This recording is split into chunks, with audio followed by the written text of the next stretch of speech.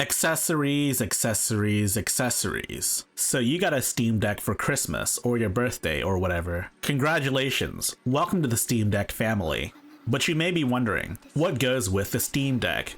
What should you buy for the Steam Deck?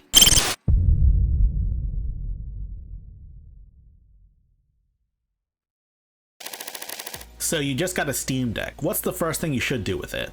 Well, the first thing you should do with it is play a game that you own on Steam. Preferably one that has the green check mark, but you can try basically any game. Okay, now that you've finished doing that, what accessories should you buy for your Steam Deck? Well, let's start with the most important one, the micro SD card. Well, you can download and install more games on your micro SD card. Need I say more? It's practically a requirement for the 64GB model, and still very much recommended for the 256GB or the 512GB version. But there's so many of these damn micro SD cards. Which ones would I recommend? For the best price to performance ratio, I recommend getting the Samsung Evo Select. Compared to most SD cards, it's among the best performers. Not to mention the price isn't too unreasonable.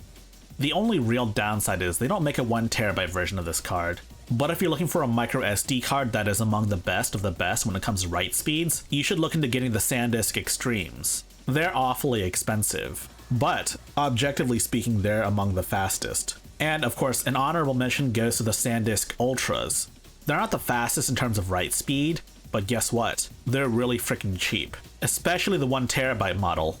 It's a good value if you're super budget conscious. The next accessory I would consider to be totally mandatory is a screen protector. You may be wondering, why the hell do you need a screen protector? I mean, it's not like a smartphone or anything where you're always touching the screen, right? Extra protection is never a bad thing. Even if you consider yourself to be someone that's super careful with electronics, you know, you never drop your electronics. It's never a bad idea.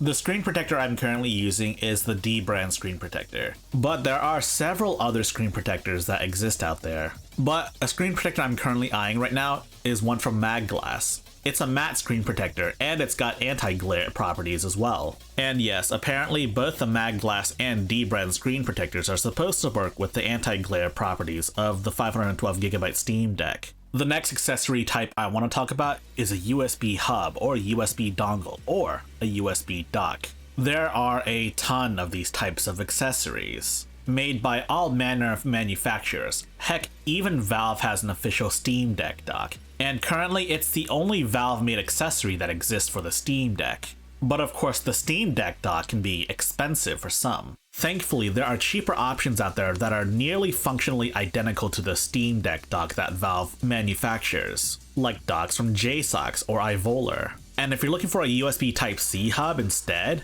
you can try out one of these USB Type-C laptop hubs. The one I have here is from Cable Creation. Of course, the only real caveat with these devices is that they don't function as stands either, so you'll want to get one separately, you know, just in case you want to rock one of these. Or you could just not use a stand. That's also an option. The next accessory you should be considering is a controller of some sort. Most modern controllers that exist today can work on the Steam Deck. Got a Nintendo Switch Pro controller? You can use that. Got a Dualsense or a DualShock 4? You can use those. Got an Xbox One controller or an Xbox Series X controller or an Xbox Elite controller?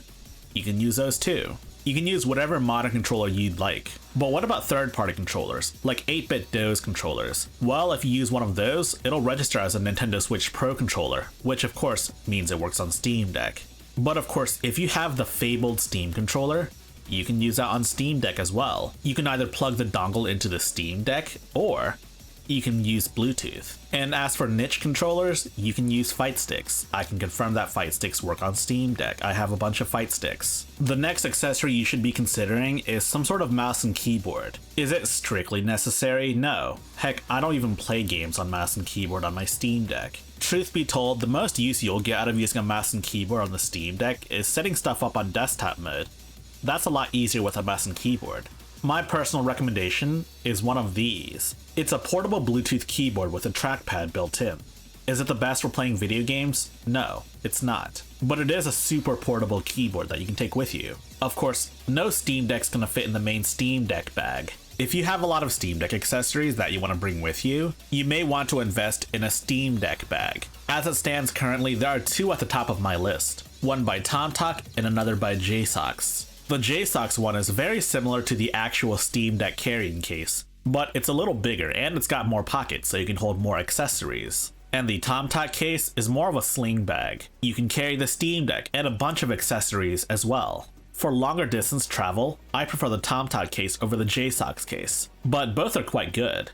And of course, there's another prominent company, Waterfield Designs. They made a Steam Deck carrying case, but now they're making a Steam Deck bag, and I'm definitely looking forward to reviewing it. The next totally optional accessory that I would recommend are some good earbuds. In this case, I've got some IEMs from Moondrop, called the Moondrop Aria.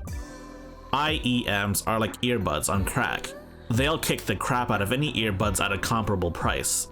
Yes, IEMs can go up to $1,000, but you don't have to pay $1,000 for a great sounding headset. The Arias are about $80 on Amazon and they sound like $1,000,000 to my ears. Yes, Moondrop does make higher tier variants, but honestly, these are perfectly fine for my needs. Now we get to address the elephant in the room, true wireless earbuds.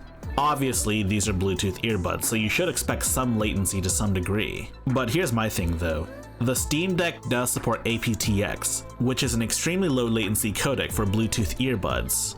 But you can't switch to that codec outside of desktop mode, meaning if you want to game in game mode, you have to contend with laggy audio due to the fact that you can't switch codecs. Personal opinion, Valve really should make aptX the default codec in game mode. And of course, the last two accessory types I'm going to talk about are charging related. This one in particular is a battery. This battery is gigantic, and it supplies a lot of power too. So much power that it exceeds TSA regulations for batteries, meaning I can't take this on an airplane with me at all. That said, AOHI makes a smaller variant of the Mag Cube that's not only lighter, but also has less power, but can be taken on an airplane. When it comes to batteries though, what really matters is that your battery can support PD, which is a special USB protocol for power delivery, and that the battery can charge up to 45 watts. Any less than that, and your Steam Deck will discharge the battery if you try to game and charge at the same time. Now, what about alternative charging cables? This might be the least necessary of all of these accessories I'm recommending today, solely because the Steam Deck charges just fine. That said, the Steam Deck's charging block is quite bulky, and the cable's a bit short as well. And furthermore, what if it breaks? You'll need to know your options. The same sort of considerations apply to charging blocks as well. You'll want a charging block that supports up to 45 watts, but if your charging block can go higher than that, then it's no big deal. You'll also need a charging cable that can accommodate these speeds as well. After all, we live in a post-USB Type-C world. You can't just use whatever cable you'd like. Those days are gone. So that about covers it for all of the accessories I would recommend getting for the Steam Deck. Obviously, not all of them are strictly necessary, but they're all highly recommended. The only two accessories I would consider to be totally mandatory are SD cards and screen protectors in that order.